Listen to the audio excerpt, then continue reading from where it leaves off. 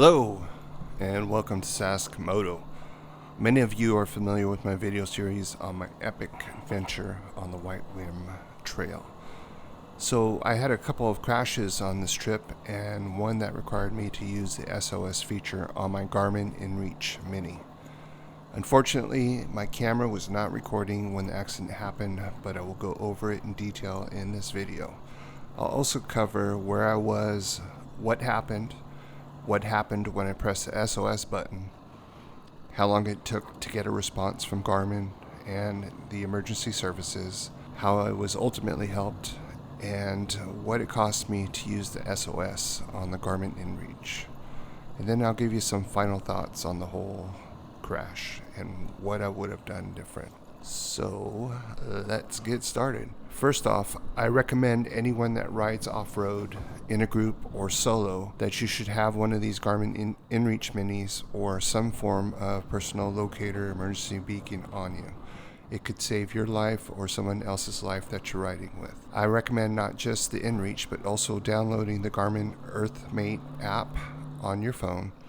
And the app is what you will use to text back and forth with emergency services and loved ones, so you need to get that. I do not recommend trying to text back and forth with just the InReach. It is really difficult and it's almost impossible with the small screen that's on the InReach. So where was I? I was in the middle of the Moab White Rim Trail located in Utah. You can see the whole adventure on multiple episodes that I filmed on my channel. I was at the halfway mark of the trail, about 50 miles from anywhere. I was off-road, there's no gas stations, no help. It was a weekday, so not many people on the trail. And luckily, it wasn't the summer or I would have been in real trouble. So let me tell you what happened.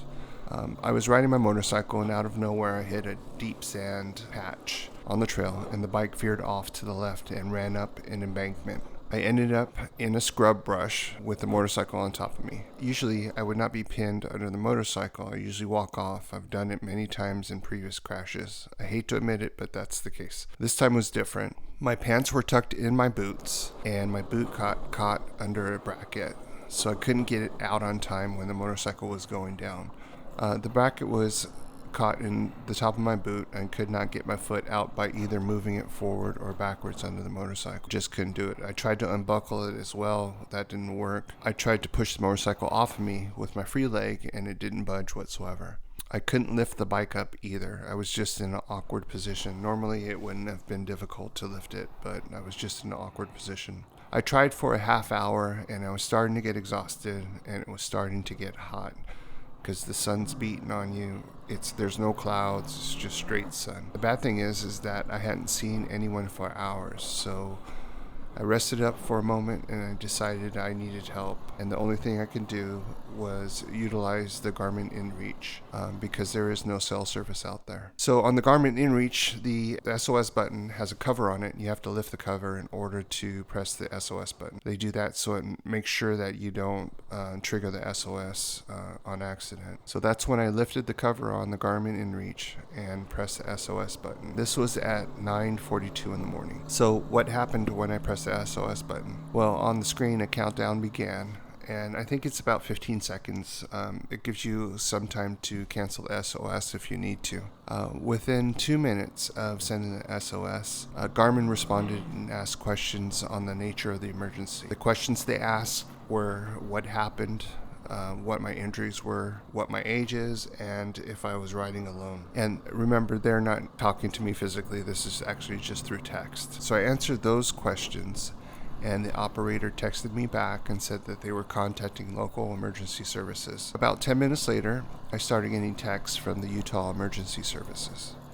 They sent a message that they were coming up with a plan to assist. And then they asked some additional questions about if I was hurt or not, and so on and so forth. And just remember, I'm about 50 miles from anyone and anywhere. To get to where I was, it would probably be about 3 hours either way. If you're starting from the beginning of the White Rim Trail or if you're starting at the end of the White Rim Trail.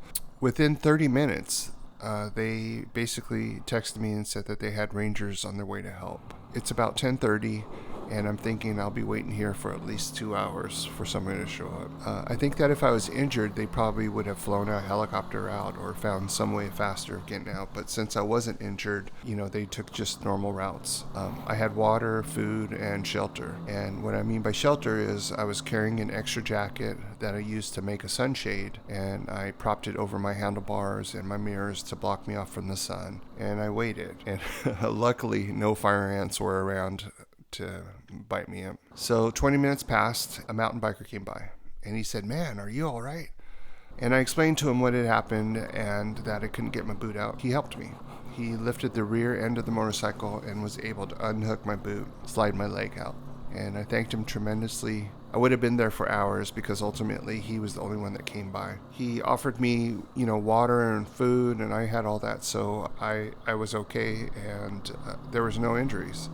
And the reason I think there was no injuries is because the pannier bags, I think, saved my leg from getting crushed. It was good to have those bags on. Texted emergency services back and let them know, and they said that we're glad everything's okay.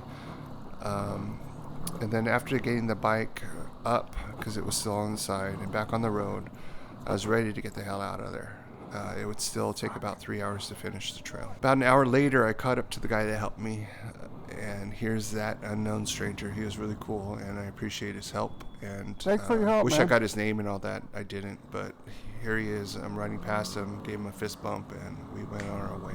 So what is the cost for everything? So the Garmin InReach is about $300. You can get it a lot cheaper. You see them on sale all the time for $249. It's $14.95 a month for the service, and you can turn it off at any time if you aren't using it. So like during the winter time, if you're not going riding or not going hiking, you can call them and get it turned off for those months. You can pay more each month and get free texts and location tracking updates. And if you do the basic plan, like I did, the $14.95 a month, it comes out to 10 cents for each text message and 10 cents for each waypoint tracked. Like I said, I just have the basic plan because I never thought I would use it. So for the SOS, it didn't cost anything for me. There's no cost to text to Garmin and the emergency services. All that was just included in the normal plan. There was no cost to initiate the SOS or anything like that. I'm not sure what it would cost had they had to use rescue services, and hopefully I will never know what that costs. But my understanding is that only time that it costs a tremendous amount of money is if they have to utilize helicopters. I don't know about search and rescue or anything like that. The only costs I incurred were the texts sent to my girlfriend. Those were 10 cents a piece, and tracking was 10 cents a piece for each update that I gave to her along the route, so she would always know where I was. So the total bill for that trip for all those texts was $26 on top of the $14.95 a month. So it was well worth the price, well worth the peace of mind. And one of the things that I questioned always was, does this really work?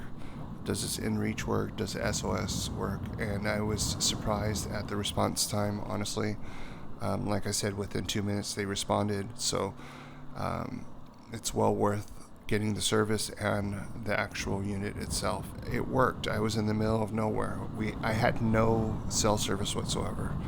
So it was well worth the price for all of that. Final thoughts. One thing I will say is that I charged my phone previously overnight, so I had a fully charged phone, and the InReach was fully charged as well. If I didn't, I would have been in trouble because I was texting back and forth, and in order to send those texts through your phone has to be obviously charged. So recommend anytime you start out riding your motorcycle, you have a fully charged phone so that just in case this happens, you have a battery and you have the ability to text. I would also recommend to always let someone know where you're at all times. And, it's easy to do that when you're on a cell phone, but it's harder to do that when you're in the middle of nowhere. A thought that I always had is, what if I broke my hand and I couldn't text? The good thing about smartphones today is you can use the voice to text features on those, so I would have had just pushed the button and used voice commands to text. Final thing I wanted to tell you is why did it happen? And the simple fact is it was my fault. Wasn't paying attention, was playing with my camera, and as I said in the beginning, I wasn't able to record crash because I didn't have my camera on. So what it was I was actually trying to put the camera on record. I only had one hand on the handlebar. You know, it was really, really deep sound. Some of the deepest sound I've been in made my motorcycle veer off.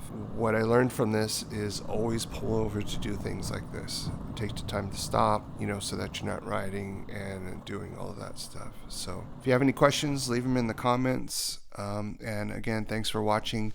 Be safe out there, and we'll talk to you soon.